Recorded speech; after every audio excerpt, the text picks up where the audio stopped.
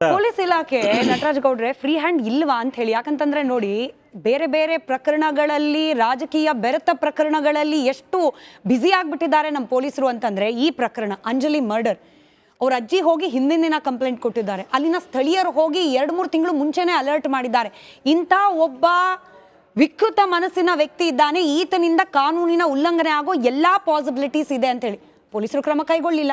ಇವತ್ತು ಬಿತ್ತು ಮತ್ತೊಂದು ಅಮಾಯಕ ಹೆಣ್ಮಕ್ಳದು. ಅಂದ್ರೆ ಪೊಲೀಸ್ ಇಲಾಖೆ ಈ ಸರ್ಕಾರದ ಅಡಿಯಲ್ಲಿ ಹೇಗೆ ಕೆಲಸ ಮಾಡಬೇಕಿತ್ತು ಹಾಗೆ ಮಾಡ್ತಿಲ್ಲ ಅನ್ನೋ ಆರೋಪ ಬರ್ಬೇಕಲ್ವಾ ಸಹಜವಾಗಿ. ಅದು ನೋಡಿ, ಅದು ಈ ಸರ್ಕಾರ ಆಗಲಿ ಯಾವ ಸರ್ಕಾರಗಳಾಗಲಿ, ನಾನು ನಿಮ್ಗೆ ಯಾವಾಗಲೇ ಹೇಳಿದೆ, ಒಂದು ಅಂಕಿಅಂಶ ಹೇಳಿದೆ, ಮರ್ಡರ್ಗಳು ವಿವಿಧ ಆ್ಯಂಗಲಲ್ಲಿ ಆಗ್ತದೆ. ಕೆಲವು ಸಲ ವೈಯಕ್ತಿಕ ಕಾರಣಗಳಿಗಾಗ್ತದೆ, ಕೆಲವು ಸಲ ಜಮೀನು ಗಲಾಟೆಗೆ ಆಗ್ತದೆ, ಇನ್ನೊಂದು ಸಲ ಗೇನು ಒಂದು ಅನುಕೂಲ ಪಡ್ಕೊಳ್ಳಿಕ್ಕೆ ದರೋಡೆ ಮಾಡಲಿಕ್ಕೆ ಆಗ್ತದೆ. ಈ ಥರ ಮರ್ಡರ್ಗಳು ಭಾಳ ವಿಧದಲ್ಲಿ ಆಗ್ತದೆ. ಆದರೆ ಈ ಥರ ಪ್ರಕರಣಗಳನ್ನು ಪೊಲೀಸ್ನವರು ಕೂಡ ಅಷ್ಟು ಸುಲಭವಾಗಿ ಜಡ್ಜ್ ಮಾಡ್ಲಿಕ್ಕೆ ಸಾಧ್ಯ ಆಗೋದಿಲ್ಲ. ಏನೋ ಅವರಿಬ್ಬರದು ಫ್ಯಾಮಿಲಿ ಡಿಸ್ಪ್ಯೂಟು ಆ ರೀತಿಯಾಗಿ ನೋಡಿಕೊಂಡು ಸುಮ್ಮನಾಗಿರ್ತಾರೆ ಕೆಲವರು. ಆದರೆ ಅಲ್ಲಿ ಲೋಪ, ಪೊಲೀಸ್ ಇಲಾಖೆಯಲ್ಲಿ ಯಾವ್ದಾದ್ರು ಲೋಪ ಆಗಿದ್ರೆ ಆ ಅಧಿಕಾರಿ ಕೂಡ ದಂಡ ತೆರಬೇಕಾಗ್ತದೆ ಇವಾಗ. ಆದರೆ ಇಂಥ ಪ್ರಕರಣಗಳಾದಾಗ ಇಮಿಡಿಯೇಟ್ ಆಗಿ ಪೊಲೀಸ್ ಇಲಾಖೆ, ಅದು ಯಾವ ಪೊಲಿಟಿಕಲ್ ಇಂಟರ್ಫಿರೆನ್ಸ್ ಅದು ಅಗತ್ಯನೇ ಇಲ್ಲ, ಯಾವ ರಾಜಕೀಯ ಪಕ್ಷಗಳ ಇಂಟರ್ಫಿರೆನ್ಸ್ ಅಗತ್ಯ ಇಲ್ಲ. ಆಮೇಲೆ ಸರ್ಕಾರ ಕೂಡ ಅರ್ಥ ಆಯ್ತು. ಚಿಕ್ಕ ಪಾಸ್, ನೀವೇನಂದ್ರಿ, ನಿರ್ಲಕ್ಷ್ಯ ಮಾಡಿದ್ರೆ, ಪ್ರಕರಣವನ್ನ ಅಲಕ್ಷ್ಯ ಮಾಡಿದ್ರೆ ಅಂತ ಪೊಲೀಸ್ ಅಧಿಕಾರಿ ಮೇಲೂ ಕೂಡ ಕ್ರಮ ಆಗಬೇಕು. ಇದು ಗೃಹ ಸಚಿವರ ಹೇಳಿಕೆಗೂ ಅಪ್ಲೈ ಆಗತ್ತಾ, ಇದು ಉಪಮುಖ್ಯಮಂತ್ರಿಗಳ ಹೇಳಿಕೆಗೂ ಅಪ್ಲೈ ಆಗತ್ತಾ? ಒಂದು ಕ್ರೈಮ್ ನಡೆದಾಗ ಇನ್ನು ಇನ್ವೆಸ್ಟಿಗೇಷನ್ ಪ್ರಾರಂಭಿಕ ಹಂತದಲ್ಲಿ ಇರಬೇಕಾದ್ರೇನೆ ಇಡೀ ಪ್ರಕರಣ ಗಂಭೀರವಾದದ್ದಲ್ಲ, ಇದು ಬೇರೆ ಕಾರಣದ್ದು ಅಂತ ಕೊಡೋ ಸ್ಟೇಟ್ಮೆಂಟ್ ಗಳಿಗೆ ಹಾಗಾದ್ರೆ ಯಾವುದೇ ರೀತಿ ಕ್ರಮ ಇಲ್ಲ. ಒಂದೇನು ಗೊತ್ತಾ, ಅವನ್ನ ಈಗ ಒಂದು ಕೇಸ್ಗೆ ಅವ್ರ ಪೊಲೀಸ್ನವರು ಅಥವಾ ಉನ್ನತ ಅಧಿಕಾರಿಗಳು ಅವ್ರಿಗೆ ಏನು ಬ್ರೀಫಿಂಗ್, ಇಮಿಡಿಯೇಟ್ ಬ್ರೀಫಿಂಗ್ ಕೊಟ್ಟಿರ್ತಾರೆ, ಅದ್ರ ಪ್ರಕಾರ ಹೇಳಿರ್ತಾರೆ. ನಾನು ಕಳೆದ ಈಗ ಯಾವ್ದು ಏನೇ ಹೇಳಿಕೆ ಆದ್ರೂ ಕೂಡ ಪೊಲೀಸ್ ಇಲಾಖೆ ಕೊನೆಯದಾಗಿ ಅವ್ರ ತನಿಖೆಯನ್ನೇ ಮಾಡಬೇಕು, ಅಪರಾಧಿಯನ್ನ ಹಿಡಿಲೇಬೇಕು. ನಡಿ ಈಗ ಶುರು ಮಾಡೋಣ.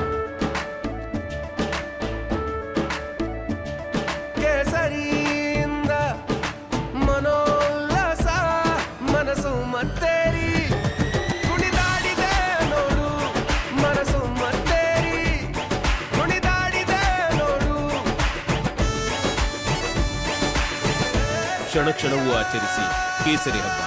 ವಿಮಲ್, ಬಾಯಲ್ಲಿ ಹೇಳಿ ಕೇಸರಿ. ಅವ್ನು ಜೈಲ್ ಗಟ್ಟಲೇಬೇಕು, ಕಾನೂನು ವ್ಯವಸ್ಥೆ ಮುಖಾಂತರ ಅವನ್ನ ಶಿಕ್ಷೆ ಕೊಡಿಸಲೇಬೇಕು. ಈ ಕೆಲಸ ಮಾಡೇ ಈಗ ನೀವು ನ್ಯಾಯ ಪ್ರಕರಣದಲ್ಲೂ ಪೊಲೀಸ್ ಒಳ್ಳೆ ಕೆಲಸ ಮಾಡಿದ್ದಾರೆ. ಈಗ ಈ ಮಂಗಳೂರು ಅಥವಾ ಹಾಸನ ಈ ಪೆನ್ಡ್ರೈವ್ ವಿಷಯದಲ್ಲೂ ಕೂಡ SIT ಒಳ್ಳೆ ಕೆಲಸ ಮಾಡ್ತಾ ಇದೆ. ಎಲ್ಲರಿಗೂ ಯಾರ್ಯಾರು ಅದನ್ನು ಹಂಚಿದ್ದಾರೆ ಅನ್ನೋ ಒಂದು ಅನುಮಾನ ಬಂದವರು ಕೂಡ ನೋಟಿಸ್ ಕೊಟ್ಟು ಎಲ್ಲರನ್ನ ಕರೆದು ಅವರಿಂದ ಹೇಳಿಕೆಗಳನ್ನ ಪಡ್ಕೊಂಡು ಅವರ ಲ್ಯಾಪ್ಟಾಪ್, ಅವ್ರ ಮೊಬೈಲ್ ಚೆಕ್ ಮಾಡೋದು, ಪ್ರತಿಯೊಂದು ಕಡೆಯಿಂದನೂ ಅದು ಕೆಲಸ ಮಾಡ್ತಾ ಇದ್ದಾರೆ.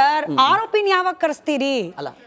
ಬ್ಲೂ ಕಾರ್ನರ್ ನೋಟಿಸ್ ಅಂತೆ, ರೆಡ್ ಕಾರ್ನರ್ ನೋಟಿಸ್ ಅಂತೆ.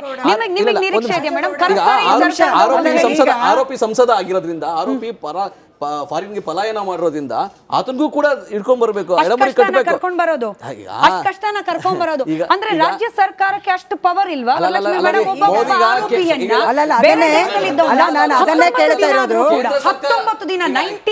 ಕೇಂದ್ರ ಸರ್ಕಾರ ಕೂಡ ಅದರೊಳಗೆ ಏನಾಗುತ್ತೆ ಅಂದ್ರೆ, ನಾವು ನೋಟಿಸ್ ಕೊಟ್ಟಾಗ ವ್ಯವಸ್ಥೆ ಕೇಂದ್ರ ಸರ್ಕಾರ, ರಾಜ್ಯ ಸರ್ಕಾರ ವ್ಯವಸ್ಥೆ. ಸರ್, ಈಗ ನಾನು ಹೇಳೋದು, ನಮ್ಮ ರಾಜ್ಯ ಸರ್ಕಾರ ಸಂಪೂರ್ಣವಾಗಿ ಎಲ್ಲ ತರದ ಪ್ರಯತ್ನಗಳನ್ನ ಮಾಡಬೇಕು. ಎಲ್ಲೋ ಒಂದು ಕಡೆಯಲ್ಲಿ ಕೊರತೆಗಳಿದೆ. ಈಗ ಪ್ರಜ್ವಲ್ ರೇವಣ್ಣ 26ನೇ ತಾರೀಕು ಮಹಿಳಾ ಆಯೋಗ ಏಪ್ರಿಲ್ ಬುಕ್ ಮಾಡಿತ್ತು. ಅವರು ದೇಶ ಬಿಟ್ಟು ಹೋಗ್ಲಿಕ್ಕೆ ಹೆಂಗೆ ಸಾಧ್ಯ ಆಯ್ತು? ಇದು ಫ್ಲೈಟ್ ಹತ್ತಿ ಬೇರೆ ದೇಶಕ್ಕೆ ಹೋಗ್ಲಿಕ್ಕೆ ಹೆಂಗೆ ಸಾಧ್ಯ ಆಯ್ತು? ನಂಬರ್ 1, ಆವಾಗ್ಲೇನೆ ಅವರನ್ನ SIT ಇದು ಮಾಡ್ಬೋದಾಯ್ತು ನಿಮ್ಮ ಮೇಲೆ. ಈಗ SIT ಫಾರ್ಮ್ ಆಗಿದ್ದೆ because of Prajwal Revanna case. So ಆ ರೀತಿಯಲ್ಲಿ ಆದಮೇಲೆ ಅವರು ಹೆಂಗೆ ಇದು ಬೇರೆ ದೇಶಕ್ಕೆ ಹೋಗ್ತಾರೆ? ಯಾಕೆ ಪಾಸ್ಪೋರ್ಟನ್ನು ಇಡ್ಕೊಳ್ಳಿಲ್ಲ? ಇದರಲ್ಲಿ ರಾಜ್ಯ ಸರ್ಕಾರದ್ದು ತಪ್ಪಿದೆ, ಸೆಂಟ್ರಲ್ ಗೌರ್ಮೆಂಟ್ದು ತಪ್ಪಿದೆ.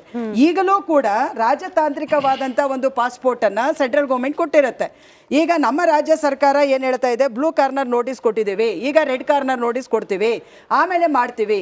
ಈಗ ಇಫ್ ಇಟ್ ಈಸ್ ಸೀರಿಯಸ್, ಇದು ಯಾವುದೋ ಒಂದು ಮರ್ಡರ್ ಕೇಸ್ ಬಿಟ್ಬಿಡಿ, is A MP, parliament of member, ಲಕ್ಷಗಟ್ಟಲೆ ಜನ ನಿಮಗೆ ವೋಟ್ ಮಾಡಿದ್ದೀವಿ, ಆಯ್ತಾ. ಮತ್ತು ನಾವು ನಿಮ್ಮ ಒಂದು ನಂಬಿಕೆ ಇಟ್ಟಿದ್ದೀವಿ, ನಮ್ಮ ದೇಶದ ಸಂವಿಧಾನದ ಪ್ರಜಾತಂತ್ರ ವ್ಯವಸ್ಥೆಯ ಆಧಾರದಲ್ಲಿ ನಾವು ನಿಮಗೆ ಓಟ್ ಕೊಟ್ಟು ನಿಮ್ಮನ್ನು ಆಯ್ಕೆ ಮಾಡಿದಾಗ ನೀವು ಈ ರೀತಿ ದುರುಪಯೋಗ ಮಾಡುವುದಾದ್ರೆ ಇದೇ ಸಂವಿಧಾನದ ಪ್ರಜಾತಂತ್ರದ ವ್ಯವಸ್ಥೆಯನ್ನು ಉಪಯೋಗ ಮಾಡಿ ಯಾಕೆ ಇನ್ನೂ ಕರೆಸಲಿಲ್ಲ? ಇದಕ್ಕೆ ರಾಜ್ಯ ಸರ್ಕಾರ ನನ್ನ ಪ್ರಕಾರ ನೋಡಿ, ಜನಕ್ಕೆ ಎಷ್ಟು ಕ್ಲಿಯರ್ ಆಗಿ ಗೊತ್ತಾಗ್ತಿದೆ ಗೊತ್ತಾ?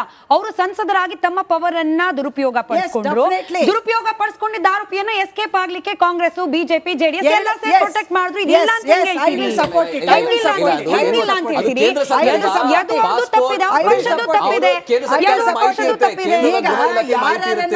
ವಿದೇಶಾಂಗ ಇಲಾಖೆಗೆ ಮಾಹಿತಿ ಇರುತ್ತೆ, ತಮ್ಮ ಸಂಸದ ಒಬ್ಬ ಎಲ್ಲಿ ಹೋಗ್ತಾ ಇದ್ದಾನೆ, ಎಲ್ಲಿ ಟಿಕೆಟ್ ತಗೊಂಡಿದ್ದಾನೆ, ಎಲ್ಲಿ ಪಾಸ್ಪೋರ್ಟ್ ಅಲ್ಲಿ ಎಲ್ಲಿಗೆ ಅವ್ನು ವೀಸಾ ತಗೊಂಡಿದ್ದಾನೆ ಅಂತ ಕೇಂದ್ರ ಸರ್ಕಾರಕ್ಕೆ ಮಾಹಿತಿ ಇರುತ್ತೆ. ಆದ್ರೂ ಕೂಡ ಕೇಂದ್ರ ಸರ್ಕಾರಕ್ಕೆ ಮಾಹಿತಿ ಇರುತ್ತೆ, ಆದ್ರೂ ಕೂಡ ಪಲಾಯನ ಮಾಡ್ಲಿಕ್ಕೆ ಅವಕಾಶ ಮಾಡಿಕೊಟ್ಟಿದ್ದಾರೆ. ಒಂದು.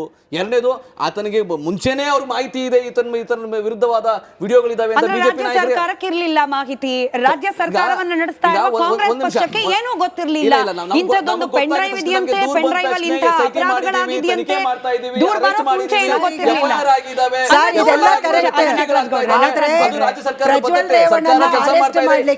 ಕೆಲಸ ಮಾಡ್ತಾ ಇದೆ. ಆದ್ರೆ ಕೇಂದ್ರ ಸರ್ಕಾರ, ಗೃಹ ಇಲಾಖೆ, ವಿದೇಶಾಂಗ ಇಲಾಖೆ ಅವನ ಪರಾರಿ ಆಗ್ಲಿಕ್ಕೆ ಅವ್ನಿಗೆ ಅನುಕೂಲ ಮಾಡಿಕೊಟ್ಟು ಅವನೆಲ್ಲೋ ಮುಚ್ಚಿಟ್ಟಿದೆ.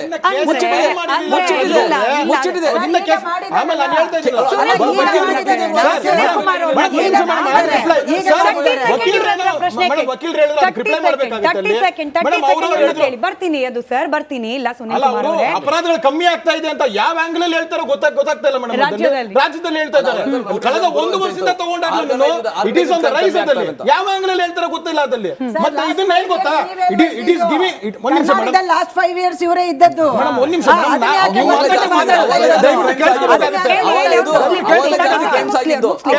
ಅವ್ರು ಹೇಳ್ತಾ ಇದ್ರು, ನಾನು ರಿಪ್ಲೈ ಕೊಡ್ತಾ ಇದ್ದೆ. ಯುಪಿ ಮಾಡಿದ್ರು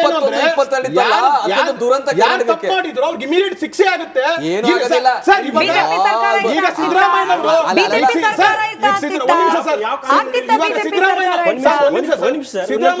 ನೇಹ ಇದಕ್ಕೆ 1 ವರ್ಷದಲ್ಲಿ ನ್ಯಾಯ ಕೊಡ್ತಾರೆ. What is the process it has been started? ಇಲ್ಲ ನೀವು ಅದಕ್ಕೂ ಇದು ಕಂಪೇರ್ ಮಾಡಬೇಡಿ. ಯಾವ ಕಾನೂನಲ್ಲಿ ಶಿಕ್ಷೆ ಇದೆ? ಯುಪಿನಲ್ಲಿ ಯಾವ ಶಿಕ್ಷೆ ಇದೆ ಅಂತ ಗೊತ್ತಾಗಬೇಕಾಗುತ್ತೆ. ನೀವು ಒಂದೇ ಸತಿ ಬಸವಣ್ಣ ನಾಡಿಗೆ ಆ ನಾಡಿಗೆ ಅಂತ ಕಂಪೇರ್, ಕಾನೂನು ಸತಿ ಯಾವ ರೀತಿ ಇತ್ತು, ಇವಾಗ ಯಾವ ಇಂಪ್ರೂವ್ಮೆಂಟ್ ಆಗಿದೆ ಆ ರೀತಿಗೆ ಕರ್ನಾಟಕ ಸರ್ಕಾರ ಮಾಡಬೇಕು ಅಂತ ಹೇಳ್ತಾ ಇದ್ದಾರೆ. ನೀವ್ ಹೆಂಗಿದೆ ಅಂದ್ರೆ ಏನೋ ಕ್ಲೀನ್ ಸರ್ಟಿಫಿಕೇಟ್ ಕೊಟ್ಬಿಟ್ಟು ಏನೂ ಇಲ್ಲ, ಸರ್ಕಾರ ವಾಟ್ ಬೇಸಿಸ್ ಮೇಲೆ ಏನು ಹೇಳ್ತಾ ಇದ್ದಂಗೆ ಪ್ಲೀಸ್. ಇವಾಗ ಗೃಹ ಮಂತ್ರಿ ಹೇಳ್ತಾರಲ್ಲ, ಈ ಒಂದು ಸರ್ ತನಿಖೆ ಮಾಡೋದಕ್ಕಿಂತ ಮುಂಚೆ ತನಿಖೆ ಮಾಡೋದಕ್ಕಿಂತ ಮುಂಚೆ ಅದಕ್ಕೊಂದು ಸರಿಯಾಗಿ ಬರೆದ್ಬಿಟ್ರೆ ಪೊಲೀಸರು ಯಾವ ರೀತಿ ತನಿಖೆ ಮಾಡ್ತಾರೆ?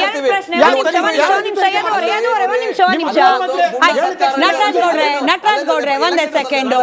ಇಲ್ಲ, ಯದು ಕುಮಾರ್ ಅವರೇ ಕಿರ್ಚೋದ್ರಿಂದ ಪ್ರಯೋಜನ ಇಲ್ಲ. ನೀವೊಂದ್ ಪ್ರಶ್ನೆ ಕೇಳಿದ್ರೆ ಅದಕ್ಕೆ ಅವ್ರು ಉತ್ತರ ಕೊಡ್ಲಿ.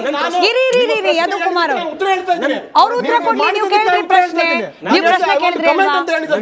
ಯದು ಕುಮಾರ್ ಅವರೇ, ನೀವು ಪ್ರಶ್ನೆ ಕೇಳಿದ್ರೆ ಅವ್ರು ಉತ್ತರ ಕೊಡ್ಲಿ. ಅವ್ರು ಕೇಳಿದ ಒಂದು ಪ್ರಶ್ನೆಗೆ ನೀವು ಉತ್ತರ ಕೊಡ್ಬೇಕು. ಆಮೇಲೆ ನೀವು ಹೇಳಿ. ಮಧ್ಯಪ್ರವೇಶ ಅವ್ರು ಹೇಳಿದ್ದಕ್ಕೆ ಈಗ ಯುಪಿ ಮಾಡಲಲ್ಲ, ಓಕೆ, ಇಲ್ಲಿ ರಾಜ್ಯ ಸರ್ಕಾರ ಫೇಲ್ಯೂರ್ ಆಗಿದೆ ಅಂತ ಅನ್ಕೊಂಬೋಣ ಅವ್ರು ಹೇಳಿದ ಪ್ರಕಾರ.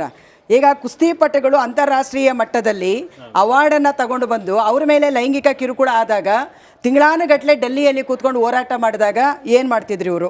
ಆಮೇಲೆ ಮತ್ತೆ ಮಣಿಪುರದಲ್ಲಿ ಬಹಳ ಬಹಿರಂಗವಾಗಿ ಹೆಣ್ಣು ಮಕ್ಕಳ ಮೇಲೆ ಸಾಮೂಹಿಕವಾಗಿ ಅತ್ಯಾಚಾರ ರೋಡಲ್ಲಿ ಮಾಡುವಾಗ ಏನ್ ಮಾಡ್ಕೊಂಡಿದ್ರು?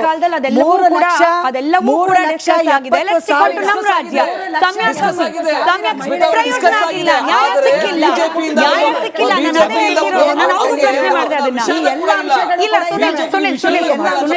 ಸುನೀಲ್ ಕುಮಾರ್ ವಿಷಾದ ಇದೆಯಾ ನಟರಾಜ್ ಗೌಡ್ರೆ? ಸಿಕ್ಕಿದಂಗೆ ಇದು ವಿಷಾದ ಇದೆಯಾ ಅದಕ್ಕೆ? ಅಲ್ಲ,